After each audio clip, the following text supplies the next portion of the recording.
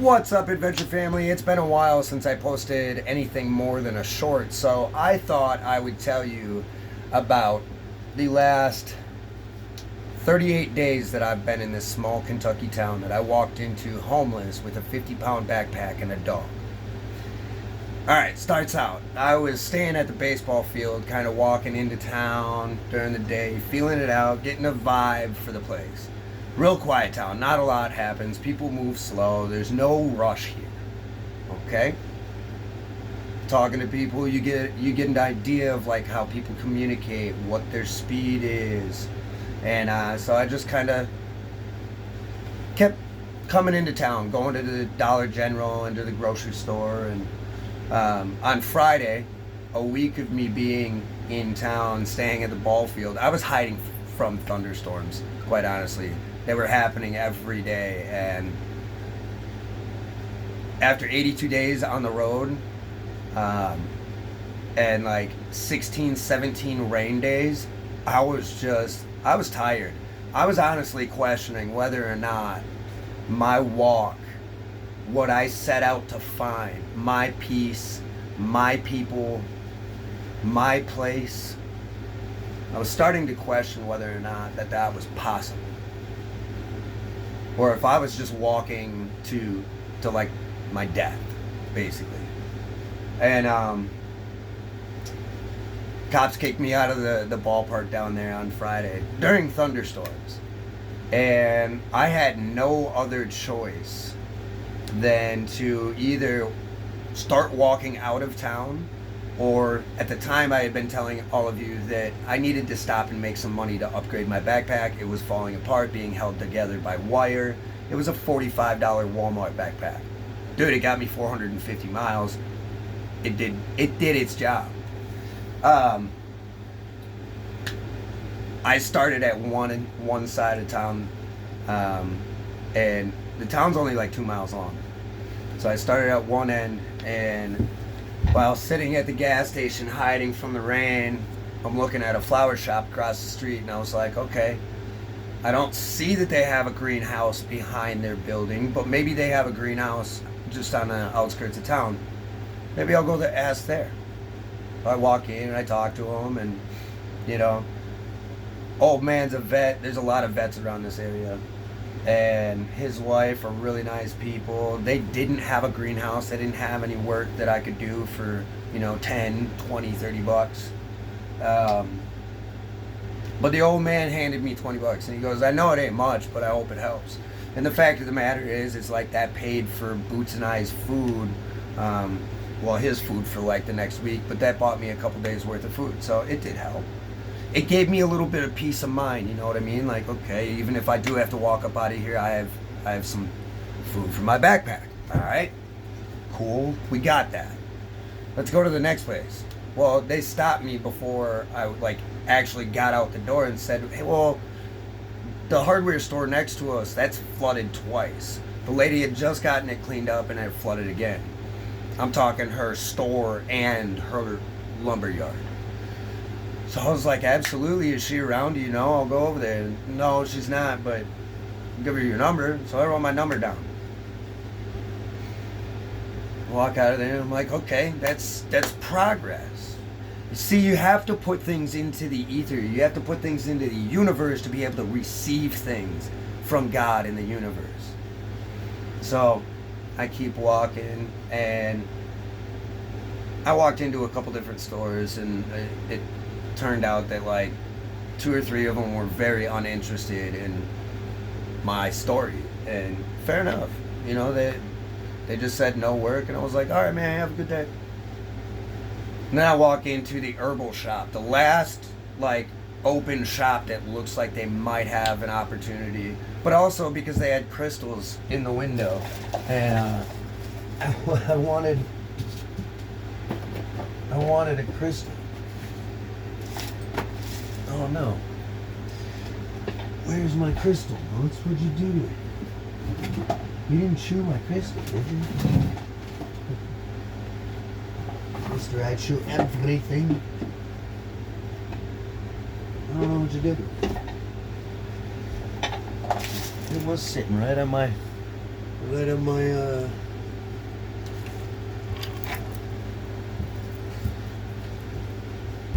table. Anyways, they also have bracelets. This is Australian jasper, and it's supposed to absorb negativity in your life.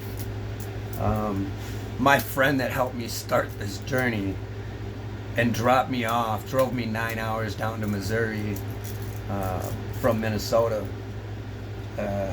She gave me one of these, and I broke it in the town that she dropped me off in. So I had to buy myself another one. Anyways, that's why I went into this store, because what am I gonna do for an herbal crystal shop? Sweep their floor? Yeah, I guess if you want to throw me $10 for sweeping your floor, I'll do it. But her name is Melanie, and turns out her and her husband actually own basically they own Main Street. They own like 9 properties in town, and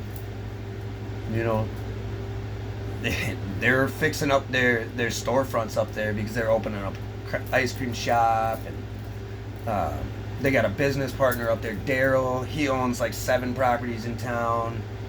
I've surrounded myself,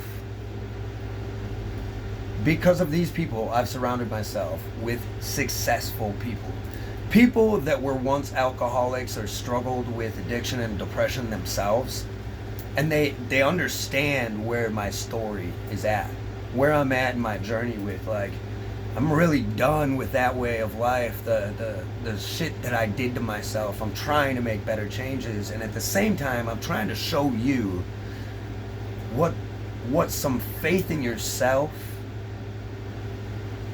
what some positivity, mental positivity can do for you. Anyways, Melanie's like, well, my husband's actually up the road working on the storefront. You could go ask him for work. And he walked in the door, and she was like, this guy's walking across the country. He's looking for work. Now I'm gonna be blunt with you. Mark looked at me. He really didn't say much to me. But he laughed at his wife, and it was like, what's he lost? I mean, the honest answer is, yeah, dude. I'm lost right now, and I'm seeking my place, my people, and my peace. So, yeah, the answer is yes. But he looked at me and was like, all right, come up there. I had boots with me. It was raining. I wasn't sure if my shit in my tent was all soaked or what the situation of my stuff was. I just went up the road. I went up the street, and I started doing whatever he asked me to. He had me scraping the bricks in the old building, getting dusty, probably breathing in asbestos. I just did it until it was done. And then I cleaned it up. And I said, what else? He gave me another job. And I did the other job. And by the end of the 2-3 hours that I had been working for him, I was sweating way more than I do when I'm walking. And, he asked me, he goes, well, where are you staying tonight? I was like, down by wherever. I trusted him not to tell the cops on me or whatnot. I wasn't bothering anybody, and I didn't create any problems for him. And he was like, well, you want to work tomorrow? Yep. There wasn't a different answer, right? Yep. So I show up, and I do work on the second day. Well, actually, let me rewind. He agrees to let me work on the second day. But also, with that agreement to let me work on the second day, he says, I got a house in town. You want to shower, clean up, wash your clothes, have a place to sleep tonight? Yes, sir. Appreciate it. I really do. So I go up and I work the second day. And at the end of the second day working, he told me be there at 8 a.m. Say less, dude. I wake up at 6. I'm there at 7:50 because I didn't realize how small and how quickly I got there because there's no traffic. Anyways, I do the work on the second day, and I was like, is it cool if I go back to that house and hang out for another night and work for you again? Yep. By the fourth day, he was like, it's cool if you stick around, just don't take advantage of the situation. See, he's got me living with his sister-in-law, who is elderly. She's 55, but she also has an eye condition where she sees a black dot in the center of her vision. She's got some other health issues. Doesn't move very well. Eats a lot of like microwavable stuff. So, first night I came here, I cooked her dinner. I'm a cook by trade, and I've just been doing different other stuff around the house, helping her out. Tonight I cooked up. I mashed up some mashed potatoes. But anyways, I've been helping her out. Move around her TV, move shelves, hang cabinetry, mow the yard and whatnot. Oh, which by the way, now that I got a gate, I can get the lawnmower through here. Oh wait, so can Keanu. I don't have to mow the backyard, dude. I just have to weed whip everything. Hell yeah, my jobs went down.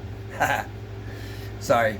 The Keanu is a son-in-law to Mark, and he lives 3 houses down, but he's got a zero turn in the garage out there.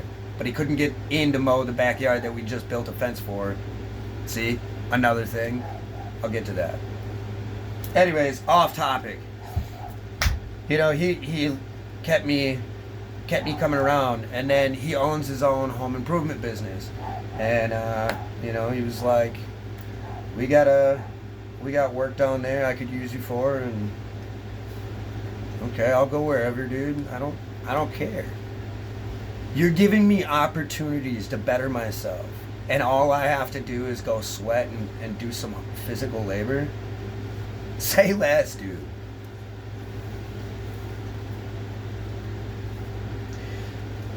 It gets to like the end of the second week that I've been hanging out, and Mark's starting to pick my brain on the 1.5-hour ride down to Tennessee to work, and asking me like, what do I really think about Dawson Springs or whatnot, and man, I really like it. It's calm, it's peaceful. There's no riffraff. There's no graffiti in town.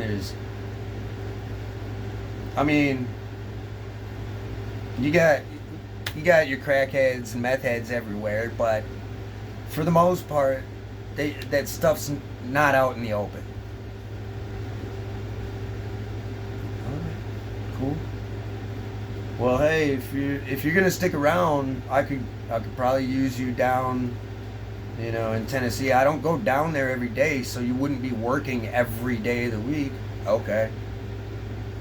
I do have some work up at the shop in town that you could do on the other days.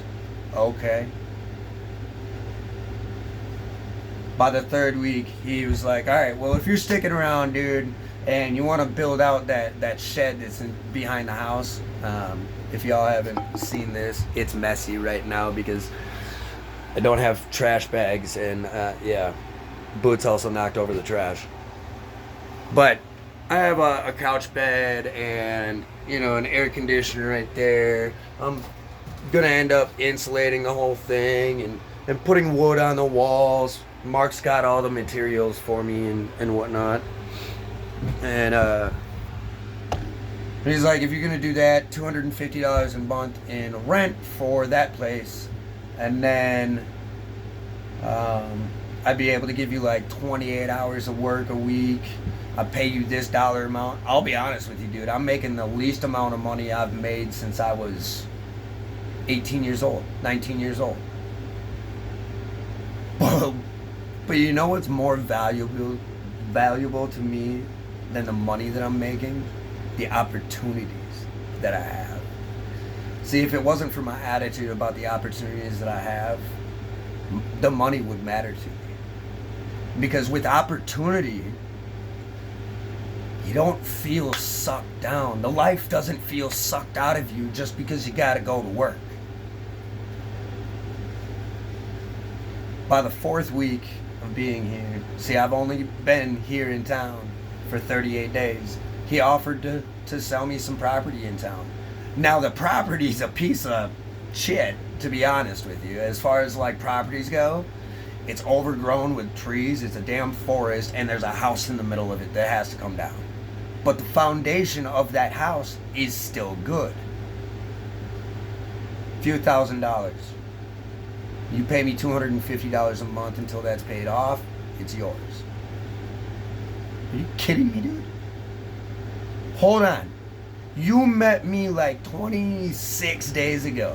I walked into this town as a homeless guy. With a dog, with nothing. Well, you know what I did walk into town with? I walked into town with a work ethic.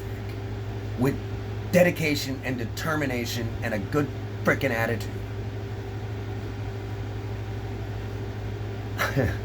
My body's getting bigger. I've gained weight. I weighed myself a few weeks ago before I got here, and I was 155 pounds, carrying a 55, almost 60-pound backpack across the country. Now, here's the thing. Everything that I've found, these people that I've found, these successful people that are willing to give me a chance, and trust me, dude, from what I've already seen and understand of the family, they're okay with the general fuck up, if you will, that's trying to better themselves.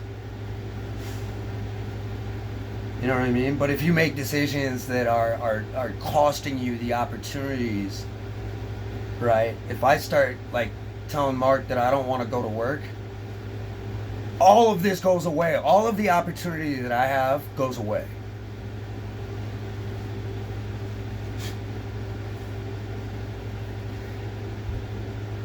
We got in the car today after getting back from work. We switched vehicles, and I had switched over some stuff that I needed to do for projects around the house. I'm putting in a French drain because the carport floods, and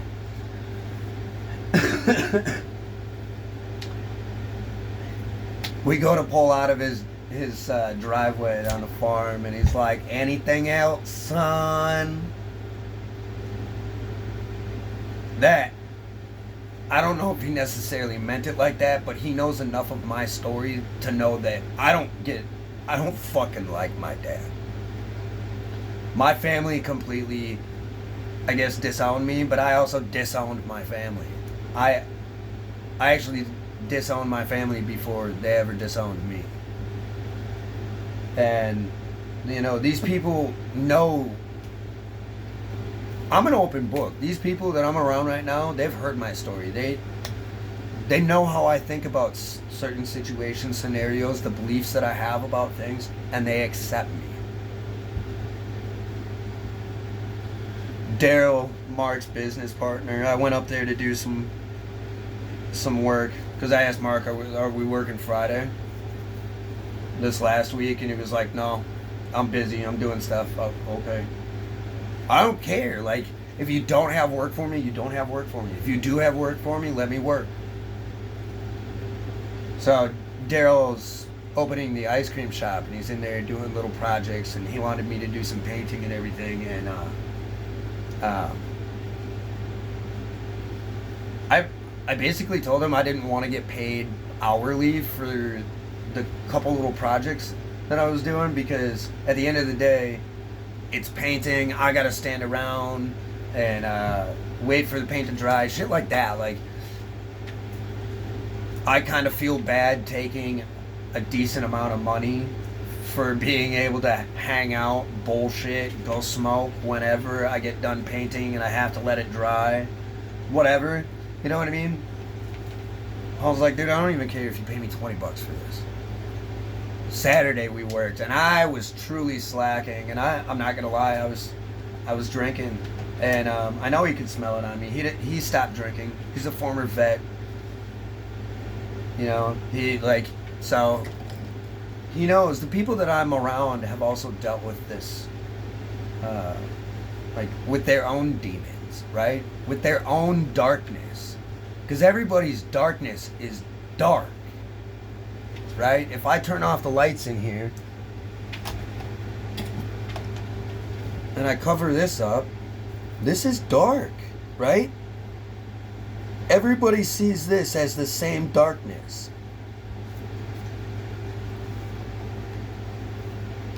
And that's how everybody feels about the darkness that they're going through in life. And so these people know and understand what it's like to better yourself. Because they didn't always have these properties in town. They didn't always have a business. You know what I mean? They came from not having to having. And they see somebody that's trying to work and do the same thing. You know? Daryl tossed me $200 frickin' for doing basically slack work. I was like, and he did it. He did it with rolled up 20s too, so that I couldn't actually tell how much it was. It was just like, ha, here's your money. I was like, ah, I told you I didn't want more than like $20, dude, and you bought me pizza today. $200. I was like, I don't want to take this. Can I give you something back? And you just keep it. I told you if you work for me, you get paid. I was like, yeah, but this is too much. Well, it's small town America, and everybody leaves their vehicle open, so I went and stuffed $60 back into his cup holder. You know, I didn't tell him that I was going to do it.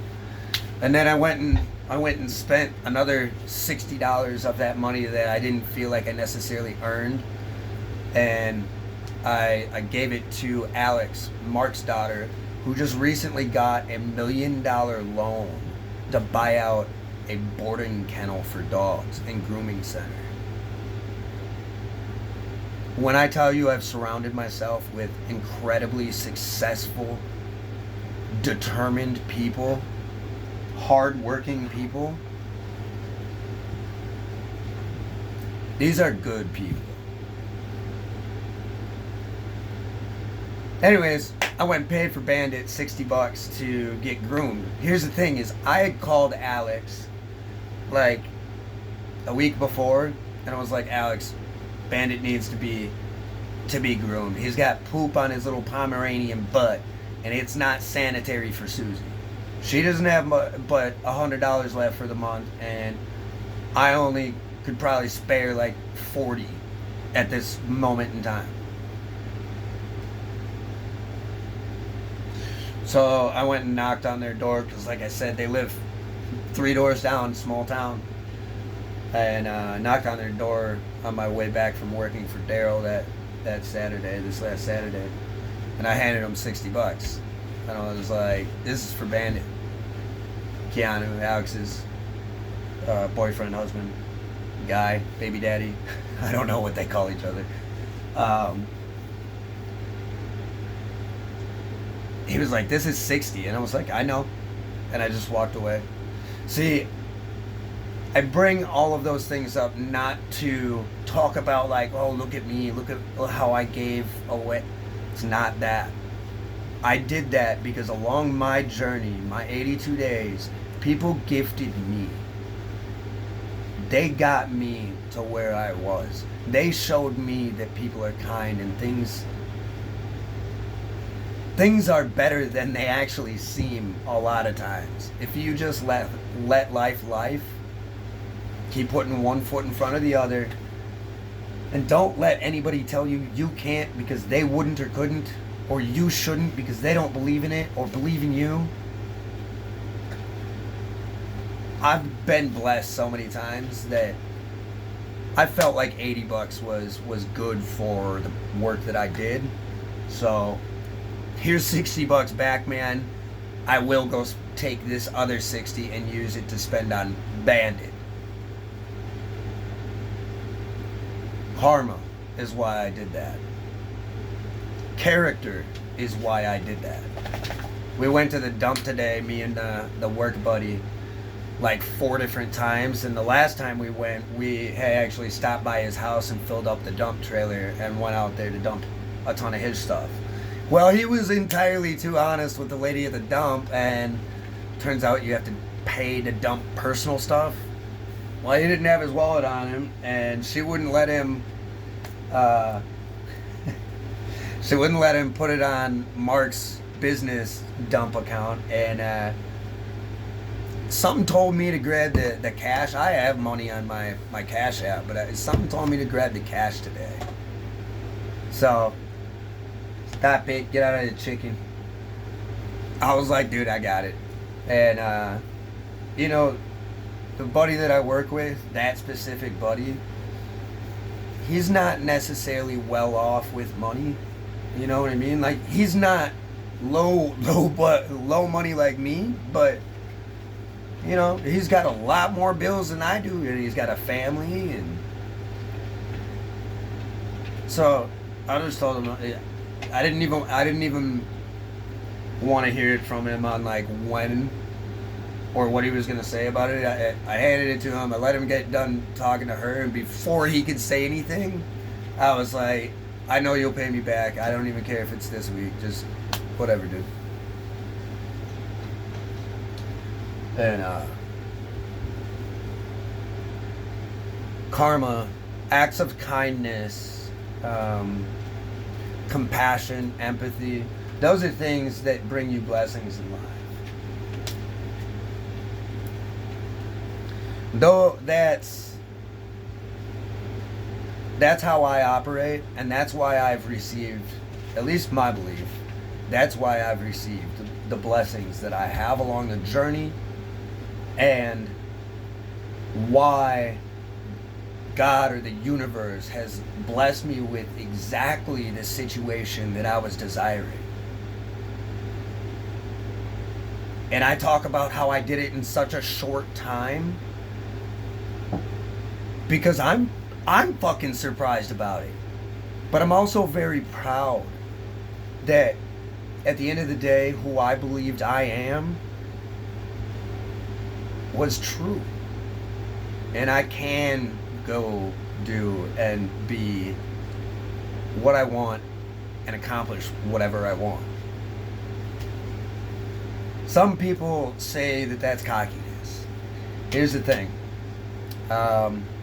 If you Google, can you be humble and proud? You'll be told yes. Humility is not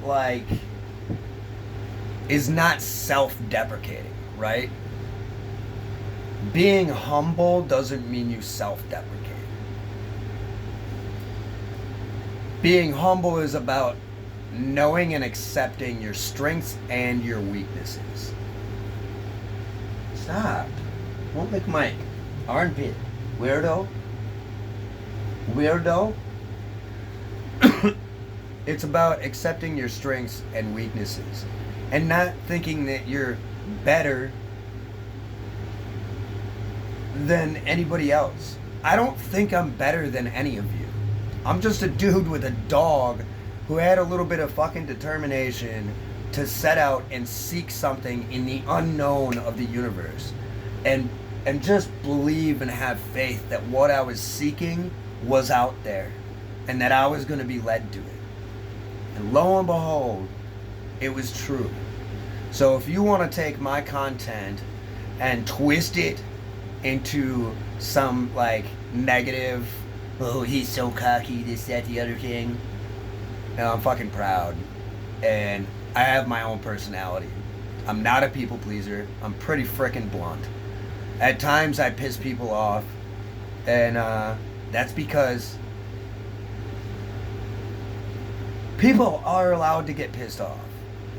You know, there are things that I outright know that I could do that would like piss Mark off, or you know, the guys that I work off with, and Susie off with, and I'm sure if I squeeze Boo's butt hair right here, he doesn't like it. Look, man, Adventure Family, go live. Don't let anybody tell you you can't because they wouldn't or couldn't. Put one foot in front of the other progress doesn't always look like progress, especially from the point of view of others. They have no idea what you're capable of up here and right here and right here. Only you know what you're capable of. I want to see you all live. It's the only reason I post my content.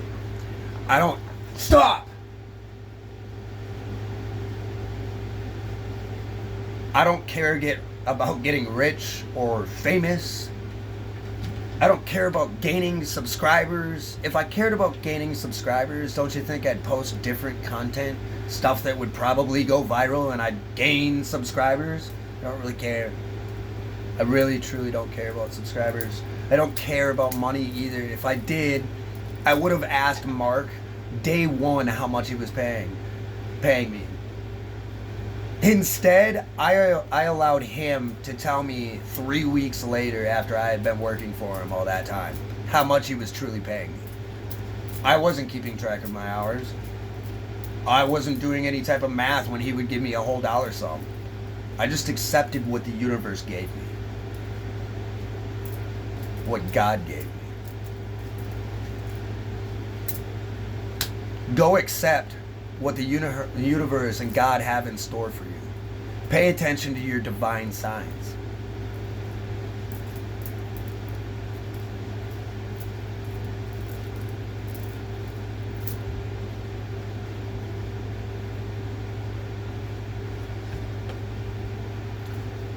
Stop biting my fingers!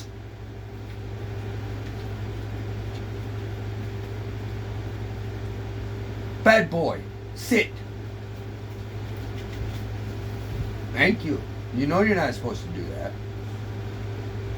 I talk to Boots like he's my best friend. It's like a 15 or 16-year-old teenager with raging stupid boy hormones. Because that's exactly what he is. You little turd.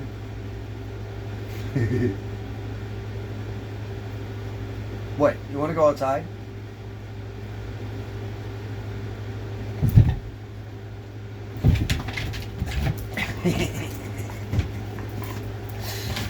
Alright, I'll see y'all later. Hope you enjoyed the content. Let me know what you think in the comments. If you got this far, comment Boots is crazy.